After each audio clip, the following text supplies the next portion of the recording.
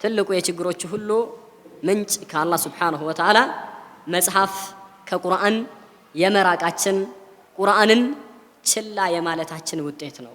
ዛሬ አብዛኛውን የህብረተሰብ ክፍል ብንመለከት ዑለማውንም ዱዓቱንም በአጠቃላይ መሳጅድ አካባቢ ያለ የተሻለ ነው የሚባለው የህብረተሰብ ክፍል ራሱ እንኳን ሳይቀር ከቁርአን ጋር ያለን ግንኙነት ምን ይመስላል? ቁርአኑ እንደሚፈልገው አላህ Subhanahu Wa Ta'ala እንዳዘዘው ረሱል ሰለላሁ ዐለይሂ ወሰለም በፈለጉት መልኩ ማለት ነው። በእንደዚህ አይነት ሁኔታ ነው ያለነው ወይ? ግንኙነታችን ከቁርአን ጋር ምን ይመስላል? ነቢያችን ሰለላሁ ዐለይሂ ወሰለም ትናንትና የመካ ሙሽሪኮች ቁርአንን ሊቀሩ ቁርአንን ሊያስደምጧቸው ቁርአንን ሊያሰሟቸው ላይታች ሲሉ ሲያደርጉ የነበረው ምንድነው? በተቻለ መጠን ቁርአኑ እንዳይሰማ لا تسمعوا لهذا القرآن والغوا فيه لعلكم تغلبون ይህንን ቁርአን አትስሙ والغوا فيه ተንጫጩ እንድታሸንፉ እየተባለ እነዚያ ሰዎች ቁርአኑን ተደብሩም ማያደርጉበት ለመስማትም ፈቃደኛ እንዳይሆኑ በጣም ሲያስቸግሩ ነብዩ ሰለላሁ ዐለይሂ ወሰለም እጅግ አዝነው በወቅቱ እንግዲህ ያ ረቢ እነ ቀውም اتخذوا هذا القرآن مهجورا ጌታዬ ሆይ وقال الرسول ብሎ አላህ የነቢን ንግግር መልሶ እንደ ቁርአን አድርጎ ነው ያወረደው። መልእክተኛው አለ ሙሐመድ ሰለላሁ ዐለይሂ ወሰለም ያ ረብ አለ ጌታዬ ሆይ እነ ቀውም اتخذوا هذا القرآن مهجورا ይህንን ቁርአን ህዝቦቼ የተተወችላ የተባለ ነገር አድርገው ይዘውታል አሉ። ዛሬ ደግሞ በተገላቢጦሽ እነዛ ሙሽሪኮች ናቸው፣ በቁርአኑ ያላመኑ ህዝቦች ናቸው። ቁርአኑ ምንም እንኳን ለነሱ ሸረፍ ቢሆንም ማለት ነው ለነሱ ክብራቸው ቢሆንም አንቀበልም ያሉ ናቸው። ዛሬ ግን በተቃራኒው ቁርአንን አምነናል፣ ቁርአንን ተቀበለናል።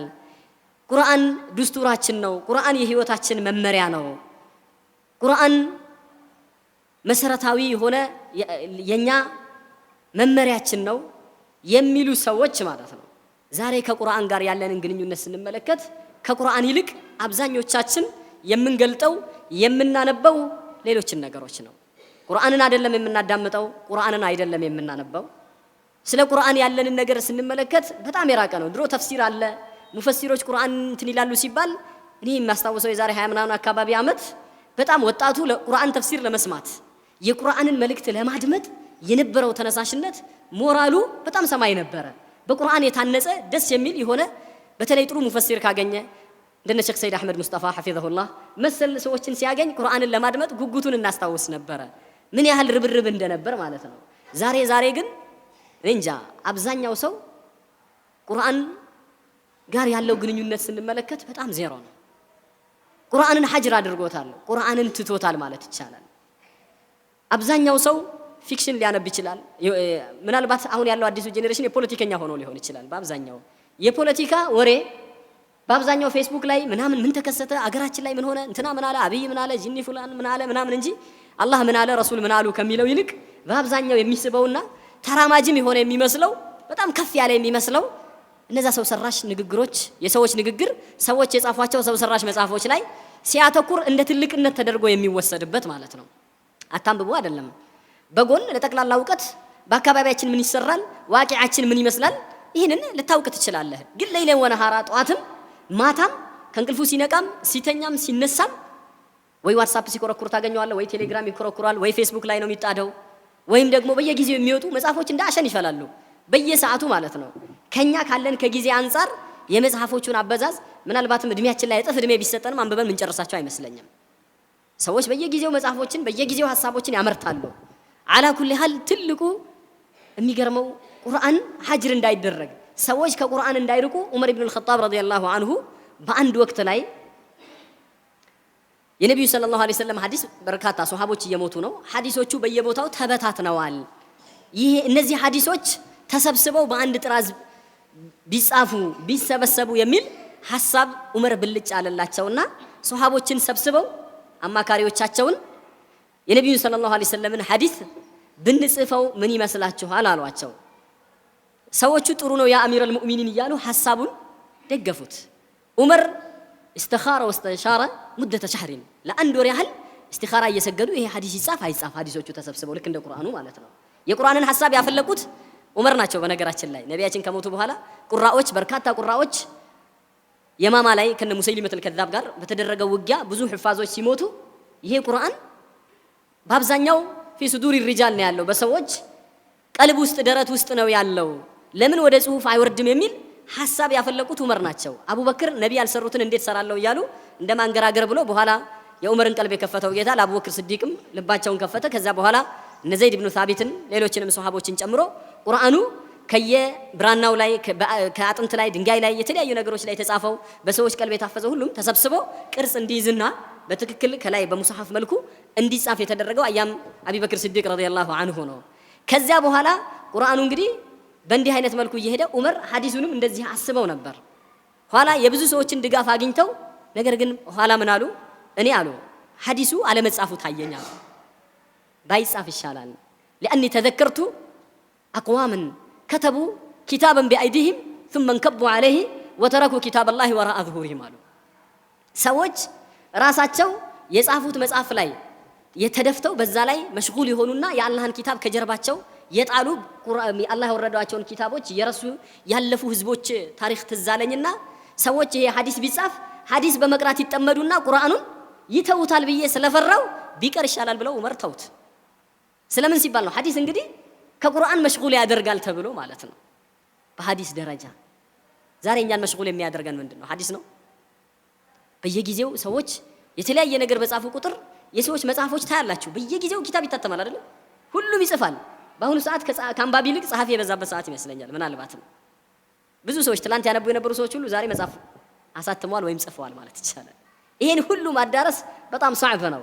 ቁርአንን ዑመር ረዲየላሁ ዐንሁ ሰዎችን ሐዲስ ከቁርአን ያዘናጋል ብለው በመፍራት እንዳይጻፍ ካሉ ከዛ በኋላ ምን ትለዋለ? በነቢያችን ሰለላሁ ዐለይሂ ወሰለም ዘመን አንዳንድ ሱሐቦች ሐዲስ ለመጻፍ ሲሞክሩ አትጻፉ ይሏቸው ነበር። ለአንዳንዶች ደግሞ ጻፉላቸው ለነገሌ ያሉበት እንዳስፈላጊነቱ አሉ ታሪኮች። ሐዲስ ራሱ የተሰበሰበው በቃል አፍ ለአፍ ቅብብል እየተደረገ በጽሁፍ ደረጃ ተድዊን የተደረገው በነዙህሪ መሐመድ ኢብኑ ሺሃብ በነሱ ዘመን በዑመር ኢብኑ አብዱል አዚዝ አዛዥነት 100ኛው ዓመተ ሂጅራ አካባቢ ገደማ ላይ ነው ማለት ይቻላል። ሐዲሶች ማለት ነው። ለምን ሱሐቦቹ ያለቁ የሞቱ ነውና እነዚህ ሐዲሶች ለምን ሰነዳቸው ተጠብቆ እንዲጻፍ አይደረግም የተባለበት ሂደት ነው ያለው። ዛሬ ስንመለከት ቁርአን እንዴት ነበር ሰለፎችና ቁርአን? ብዙዎቻችን የሰለፎችን መንገድ መከተል እንፈልጋለን። ሰለፎችን መምሰል እንፈልጋለን። ሰለፎች ከቁርአን ጋር የነበራቸው ግንኙነት ምን ያህል ነው? ስንቶቻችን ቁርአንን በወር ውስጥ እናከትማለን? ከራሴ ጀምሮ ነው፣ ለእናንተ አይደለም ይሄንን ማነሳላችሁ።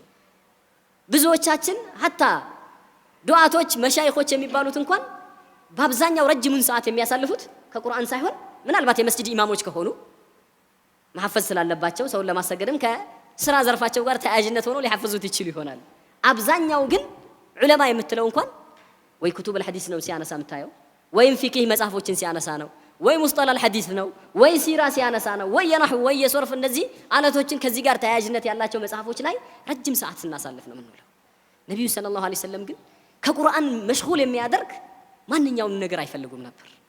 አንድ ጊዜ ዑመር ኢብኑ አልኸጣብ ረዲየላሁ ዐንሁ ምን አደረገ? አይሁዶች አካባቢ የሚያውቃቸው ሰዎች ነበሩና ከነሱ ጋር ሲቀመጥ አንዳንድ ደሳስ የሚሉ የሚያስደስቱ የሚማርኩ የሆኑ የተውራት ጥቅሶችን ያገኛል።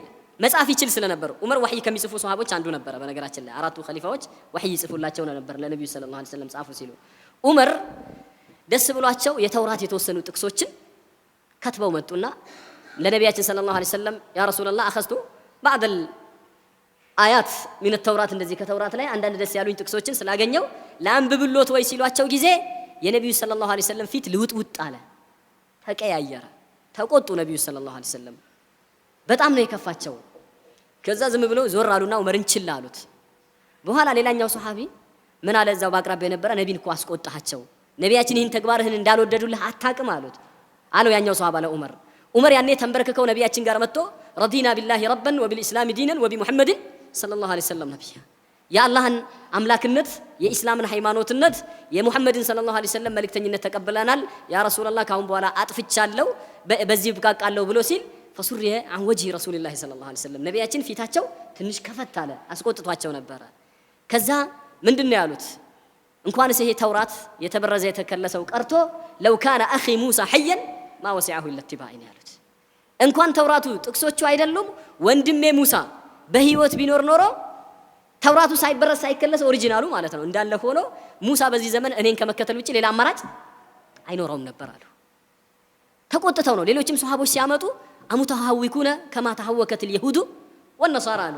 አይሁዳና ነሳራዎች ግራ እንደገባቸው ዝም ብሎ እነሱ እንደሚደበላልቁትና እንደሚያተራምሱት ማለት ነው።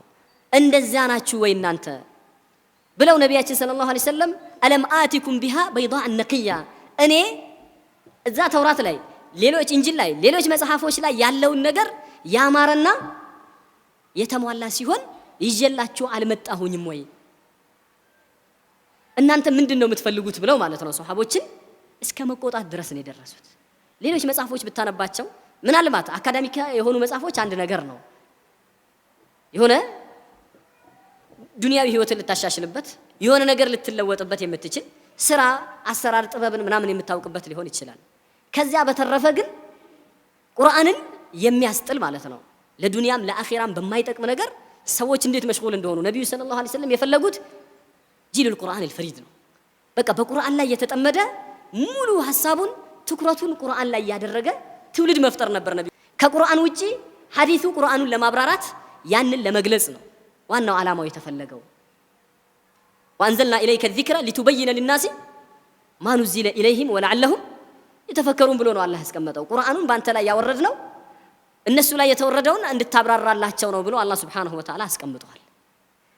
ከዚያ ባሻገር ቁርአንን ትቶ በሌሎች መጽሐፎች መጠመድ ቁርአንን ችላ ብለን ዛሬ ቁርአን የሚቀራ አታገኝም። ምናልባት የሂፍዝ ማዕከሎችን ልናገኝ እንችላለን። እነዛም ሑፋዞች ደግሞ ቁርአኑን እስኪሐፍዙ ድረስ ነው። ከዚያ በኋላ ትዝ የሚላቸው አብዛኞቹ እናውቃለን ረመዳን ነው ሐፊዝና ሾርባ በረመዳን ነው ምናምን እየተባለ እስከ መቀለድ ድረስ የተደረሰበት ማለት ነው። በእንደዚህ አይነት ስነ ልቦና ከቁርአን ጋር ያለን ግንኙነት ምን ይመስላል? ቁርአን አላህ Subhanahu Wa Ta'ala ለዚህ ኡማ ያወረደው ህገ መንግስቱ ነው። ቁርአን የሙስሊሞች የስልጣኔያቸው የሙስሊሞች የከፈታቸው መሰረት ነው። ቁርአን ነው ትናንትና የፍየል እረኛ የነበሩ አርብቶ አደሮች እዚህ ግባ የማይባሉ ስልጣኔን የማያውቁ ሰዎችን ከጨለማ ወደ ብርሃን አውጥቶ ከፍየል አጋጅነት ከግመል ጠባቂነት የሰው ዘር ጠባቂነት ያደረጋቸው ቁርአን ነው። ቁርአን ነው ከጨለማ ወደ ብርሃን ከጥመት ወደ ቀናው መንገድ የመራቸው።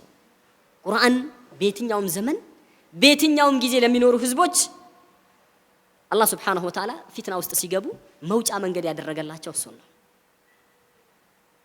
ቁርአን ሹብሃዎችን ሸሃዋቶችን የሚመጡ ብጅታዎችን የሚመጡ ወሳዊሶችን መከላከያ አላህ Subhanahu Wa Ta'ala ያደረገው ለኡማው ቁርአን ነው።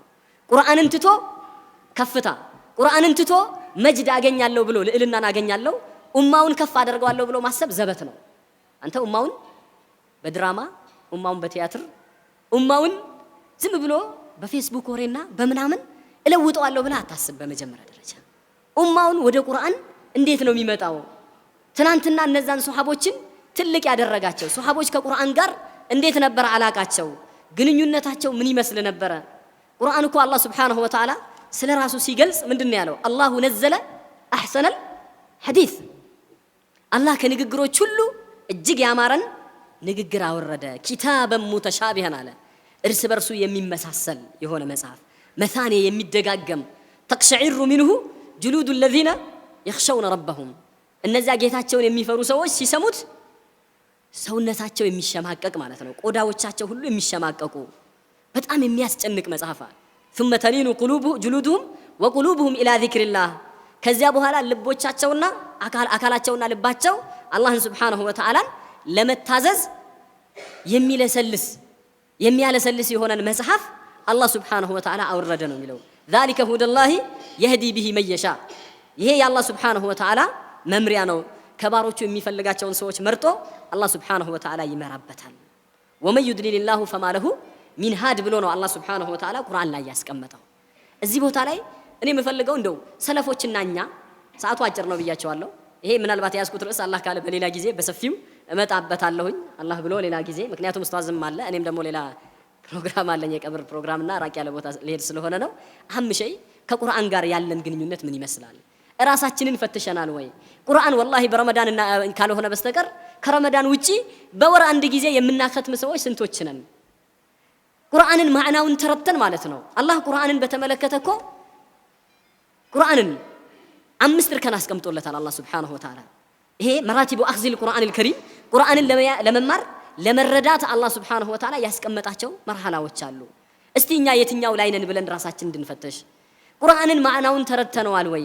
አላህ ቁርአንን ሲያወርደው ትልቁ ሊደበሩ አያቲሂ ኪታቡን አንዘልናሁ ኢለይከ ሙባረኩን ይላል። ይሄ የተባረከ የሆነ መጽሐፍ ወደ አንተ አውርደነዋል ሊደበሩ አያቲሂ ይላል። አንቀጾቹን ቆም ብለው የሰው ልጆች እንዲያስተነትኑት እንዲያስተውሉት ነው ይላል። ዝም ብሎ ሙጀረደ ቲላዋ አይደለም። እኛ ሙጀረደ ቲላዋም ጠፋብን ነው እያልን ያለ ነው። አባቶቻችን ትላንት የነበሩ ሰዎች ወላሂ ከቁርአን ጋር የነበራቸው ቁርአን የቀሩ ሰዎች መስጂድ ላይ ሶፍ ላወል አይጠፉም። ቁርአኑን ከፍተው አሁንም አሉ።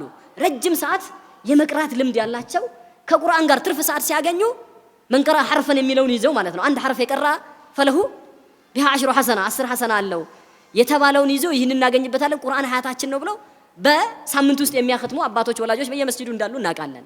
ግን አዲሱ ትውልድ ምን ነካው ነው? አዲሱ ጄኔሬሽን አሁን ያለው ስለ ቁርአን እኔ ነኝ ማውቀው የቁርአን ጠበቃ ነኝ ወላጆቼ አያውቁም ብሎ ወላጆቹን የሚንቀው ማለት ነው። ከነሱ ነው ይሻላል የሚለው ትውልድ ዛሬ ቁርአንን ሲቀራ እናገኘው። ይሄ በብዛት በየቦታው የምንመለከተው ነው። ከቁርአን የበለጠ ኪታብ አግኝተን ነው ወይስ ምንድነው እንደዚህ ያደረገን? ቁርአንን ቁጭ ብሎ ድሮ የቁርአን ካሴቶች በሽሚያ ነበር የሚገዙት አስታውሳለሁ። ዛሬ ከካሴትም በጣም የረቀቀን በቀላሉ በሞባይሉ ላይ ኤርፎን አድርጎ እንኳን የሚሰማ ሰው ምናልባት የሆነ ሌላ ነገር ሲሰማ ልታገኘው ትችላለህ እንጂ ቁርአን ጆሮው ላይ ሰክቶ የሚያዳምጥ ወጣት ቁርአን ቤቱ ከፍቶ ቁርአን መኪናው ላይ ቁርአንን ከመስማት ያው ነሺዳ ይቀለናል አይደለም? እናውቃለን። አሁን ያነሳኋቸውን ነገሮች በሙሉ ሐራም ናቸው እያልኳቸው አይደለም። በነገራችን ላይ እንደኔ ግን ቁርአን ከመክፈት ነሺዳ የሚቀናው ማለት ነው። ቁርአንን ቁጭ ብሎ ከመማር ቁርአንን ተፍሲር ከማንበብ ይልቅ ሌላው ነገር የሚገራለት አዲሱ ትውልድ ቁርአንን ያ ረቢ እነከውም ይተኸዙ هذا القرآن محجورا ማለት እኮ ጌታዬ ህዝቦቼ ቁርአንን ችላ ብለውታል፣ ቁርአንን የተተዋ አድርገው ይዘውታል። ቁርአንን እንድንሰማው ነው አላህ ያዘዘን። وإذا قرئ القرآن فاستمعوا له وأنصتوا لعلكم ترحمون። መስማት የመጀመሪያው ምዕራፍ ነው። ቁርአን ሲቀራ አድምጡ አለ አላህ። وأنصتوا ጸጥ ብላችሁ በደንብ በጥሞና አስተውሉት ይላል። ዝም ብላችሁ አድምጡት لعلكم ترحمون እንዲታዘንላችሁ ከፈለጋችሁ። ይሄ የመጀመሪያው መርተባ ነው። ቁርአንን ለመማር ለማወቅ የመጀመሪያው ምዕራፍ ማድመጥ ነው። ሁለተኛው ማንበብ ነው ራሱ። الذين آتيناهم الكتاب يتلونه حق تلاوته እነዚያ መጽሐፍን የሰጠናቸው አለ ቁርአንን ተገቢ የሆነው ማንበብ ያነቡታል አለ። እኛንም ሲያዘን ረሱልን ሲያዛቸው ወረቲል القرآن ترتيلا ቁርአንን በዝግታ በተረጋጋ መንፈስ አንብበው በደንብ እንዲገባህ ማለት ነው። ከዛ በኋላ ደግሞ ሒፍዝ የሚባል ነገር አለ። ነቢያችን ሰለላሁ ዐለይሂ ወሰለም በልብ ውስጥ ان الذي ليس في جوفه شيء من القرآن ይላሉ። ቁርአን ትንሽ እንኳን ያላሐፈዘ ሰው በውስጡ ባዶ ከቁርአን ኦና የሆነ ሰው ከልበይት الخريب ይላሉ። ሰው እንደማይኖርበት እንደፈራረሰ ቤት ነው ይላሉ። የፈራረሰ ቤት ውስጡ ምንድነው ያለው? ትላትን ነው ያለው አይደለም? ነፍሳት ነው፣ ሸረሪት ነው፣ ጊንጥ ነው፣ እባብ ነው፣ መሰል ቆሻሻ ማጠራቀሚያ ነው የፈረሰ ቤት። ልክ ቁርአን በውስጡ የሌለውም ሰው እንደዚህ ነው ብለው ነው ያስቀመጡት። ቁርአን በውስጡ የሌለው ሰው ምቀኝነት ነው፣ ጥላቻ ነው፣ ሐሜት ነው፣ ነገር ማዋሰድ ነው፣ ክፋት ነው የሚያጠነጥነው፣ በጎ ነገር ውስጡ ላይ አይኖርም ማለታቸው ነው በምሳሌ ሲያስቀምጡት። ቁርአንን ቢያንስ ማሐፈዝ ባይቻል እንኳን የተወሰነ ማለት ነው። ሒፍዝ የሚባለው በል ሁወ አያቱን በይናቱን ፊ ሱዱር الذين اوتوا العلم ብሎ ሱረቱል አንከቡት ላይ አላህ በእውነቱ ሁወ አያቱን በይናት አለ። ቁርአኑ ግልጽ የሆኑ አንቀጾች ናቸው። በእነዚያ ባመኑ ሰዎች ልቦና ውስጥ ዕውቀትን በተሰጡ ሰዎች ልቦና ውስጥ የሚቀመጥ ብሎ ነው አላህ ያስቀመጠው። ከዚያ ቀደም እንዳነሳ ነው ተደቡር ቀጣዩ ምዕራፍ ነው። ኪታቡን አንዘልናሁ ኢለይከ ሙባረኩን ሊየደበሩ አያቲሂ ይሄ ቁርአን እንዲያስተነትኑት ነው። አፈላ የተደበሩን القرآن أم على قلوب أقفالها ቁርአንን አያስተነትኑትም ወይስ በልቦቻቸው ውስጥ ቁልፎች አሉ ብሎ አላህ ያነሳል። ከዛ ሲያልፍ ደግሞ ምንድነው ኢትባዕ ነው። ቁርአኑን ወደ ተግባር ማውረድ ነው። እኛ ጋራ ስንመጣ ሰለፎች እንዴት ነበሩ? ቁርአንን አብዱላህ ኢብኑ መስዑድ ረዲየላሁ ዐንሁ ካነ الرجل منا اذا تعلم 10 آيات ይላል። ከኛ ውስጥ አንድ ሰው 10 አንቀጽ ከተማረ لم يجاوزهن حتى يعرف معانيهن والعمل بهن ማዕናውን ለማወቅ ይጣጣራል። በእነዛ 10 አንቀጾች ወደ ስራ ለማውረድ እነዛን 10 አንቀጾችን ተግባራዊ ለማድረግ ላይታች ይላል። በእንደዚህ አይነት መልኩ ነበር እኛ ራሳችንን ያነጽ ነው ይላል አብዱላህ ኢብኑ መስዑድ ረዲየላሁ ዐንሁ። ስለ ቁርአዎች በተለይ ሸባቡል ሱሐባ ወጣቶቹ ቁርአን ላይ እንዴት በጣም ከቁርአን ጋር የነበራቸው አላቃ ጥብቅ እንደነበረ ማወቅ የፈለገ ሰው የነቢን ንግግር መስማት ይችላል። እንደው ኢክራኡል ቁርአን ብለው ነቢያችን ሰለላሁ ዐለይሂ ወሰለም ቁርአንን ቅሩ አሉ። ቁርአንን ቅሩ ከማን استقرئوا القرآن من 4 ይላሉ። ሸባቦች ናቸው እነዚህ ተመልከቱ። ከአራት ሰዎች ላይ ቁርአንን ቅሩ። ከአብደላህ ኢብኑ መስዑድ ረዲየላሁ ዐንሁ፣ ከሳሊም መውላ ኢብኑ አቢ ሁዘይፋ፣ ከኡበይ ኢብኑ ከዓብ፣ ከነ ሙዓዝ ኢብኑ ጀበል። እነዚህ ነብይ ሲሞቱ እነ ሙዓዝ እኮ እድሜያቸው ገና 20 ምናምን ቤት ውስጥ የነበሩ ናቸው። 30 አካባቢ ነበሩ። ነቢያችን ወደ መዲና በሚገቡበት ሰዓት ሙዓዝ 15 ዓመት ወይም 20 ዓመት አካባቢ ሲሞት በ36 በ38 ዓመቱ የሞተ ሱሐቢ ነው። ግን ከቁርአን ጋር የነበራቸው ግንኙነት አብደላህ ኢብኑ መስዑድ የፍየል እረኛ ነበር። ነቢያችን ሰለላሁ ዐለይሂ ወሰለም ከአቡበክር ጋር የመካ ሰዎች አስቸግሯቸው ወደ አንድ ቦታ ላይ ሲሄዱ እሱ ፍየሎችን እየጠበቀ የሆነ ተራራ አካባቢ አግኝተውት አንተ ልጅ ወተት አጠጣን ብለው ነብዩ ሰለላሁ ዐለይሂ ወሰለም አቡበክር ሲጠይቁት እኔ አማና ተጥሎብኝ ነው የሰው ነው መስጠት አልችልም ሲላቸው እንደው ቄ በፍየል ትኖር ይሆን ብለው ጠየቁ። ከዛ በኋላ አዎ አለች ብሎ ለነቢያችን ሲያቀርብላቸው ገና ትንሽ ልጅ ነው እኮ። ከዚያ በኋላ ነቢያችን አመጧትና ጋቷን እየነካኩ ቀርተውባት ከዛ በኋላ ወዲያው ወተት አጋተች። ገና ምንም እኮ እንትን ያልተጠቃች የሆነች ቄብ ፍየል ማለት ነው። ከዚያ በኋላ ያንን ጠጥቶ ነቢያችን ሰለላሁ ዐለይሂ ወሰለም አብደላህ ኢብኑ መስዑድን ካጠጡት በኋላ አብደላህ ኢብኑ መስዑድ ገና አልሰለመም ነበር። አይቶ በመገረም ለነቢያችን ሰለላሁ ዐለይሂ ወሰለም ምን አላቸው? መጥቶ ኢስላምን ከተማረ ካወቀ በኋላ ማለት ነው ነቢያችንን ሰለላሁ ዐለይሂ ወሰለምን አንተ የአላህ መልእክተኛ ሆይ አላቸው። ባለፈው ያቺን ፍየል ገና ቄቧን እንድትታለብ ማለት ነው ወተት እንድታወጣ ያደረክበትን ንግግር አልምኒ ሚን هذا القول አላቸው። ያቺን ንገረኝ እኔም እንደው ሲቸግረኝ አይነት ነገር ሲጠናብኝ እንዲህ እንዳደርግ ሲላቸው ቃለ ምን አሉት? ኢነከ ጉላሙን ሙዓለም አንተ የተማርክ ልጅ ነህ ጎበዝ ነህ ምናምን ብለው ገና እንደ ህፃን ልጅ እያባበሉት የነበረ ሱሐቢ ነው። ነቢያችን ሰለላሁ ዐለይሂ ወሰለም ዳዕዋቸውን ሲጀምሩ ግን አብደላህ ኢብኑ መስዑድ ከረኝነት ከሰው ፍየል ጠባቂነት ወጥቶ አጃኢበ ዱንያ ነው የሆነው። ወደ ታላቅነት የቀየረው ምንድነው? ቁርአን ነው፣ ሌላ ነገር አይደለም። ነቢያችን ሰለላሁ ዐለይሂ ወሰለም ቁርአን መንሰረሁ አየቅራ አልቁርአን ረጥበን ከማ ነዘለ ነው ያሉት። ቁርአን እንደወረደ ፍሬሽ ሆኖ ትኩስ እንደወረደ መቅራት የሚፈልግ ሰው ካለ ፈልየቅራ አላ ቂራአቲ ኢብኒ ኡሚ አብዲን ነው ያሉት። አብደላህ ኢብኑ መስዑድ ጋር ሂዶ ይማር ነው ያሉት። እነዚህ ሰለፎች ቁርአን ጋር የነበራቸው ግንኙነት ምን ይመስላል? እኛ ጋራ ስንመለከት ደግሞ ዛሬ ያለንበት ሁኔታ አብዛኞቻችን ከቁርአን ርቀናል። እንደው አጭሩ መልእክቴ ሁላችንም እስቲ ወደ ቁርአን እንመለስ። የዘጋነውን ቁርአን በረመዳን ብቻ የምናነሳው ማለት ነው። ቁርአን ወደ ህይወታችን እናምጣው። ቁርአንን መልእክቱን ለመረዳት ጥረት እናድርግ። ቁርአንን ተፍሲር የሚፈስሩ ሰዎች ጋር ፈልገን እኔ በአሁኑ ሰዓት ምናልባት ወደፊት እናገኛቸው አላቅም። በዚህ እነ ሼህ መሐመድ ሐሚዲን በጀሙ መስመር ተፍሲር አለ።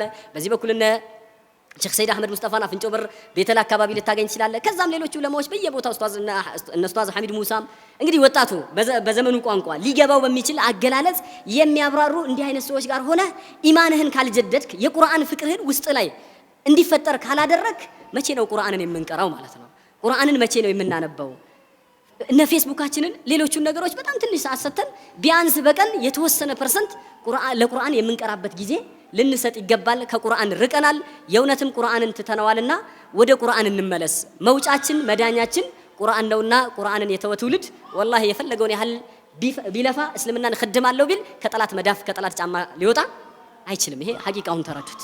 ሱሐቦችን ትናንትና ያስተካከላቸው ነገር ነው እኛንም ሊያስተካክለን ታሪካችንን ሊለውጥልን የሚችለው። ስለዚህ ወደ ቁርአን እንመለስ ለማለት ነው። ካለው ሰዓት አንፃር እቺን ያህል ካልኩኝ አላህ በሰማነው የምንጠቀም ያድርገን። አላህ የቁርአን ሰዎች ያድርገን። አህሉላህ ወኻሰቱ ከተባሉት የአላህ ቤተሰቦች የአላህ ልዩ ባሮች ከተባሉት ከቁርአን ባለቤቶች አላህ ያድርገን። ቁርአንን የምንወድ የምናፈቅር በቁርአን ላይ ኖረን በቁርአን ላይ የምንሞት አላህ ያድርገን። ወቢላሂ ተውፊቅ ወሰለላሁ ዐላ ነቢና ሙሐመድ ወዐላ አሊሂ ወሰህቢሂ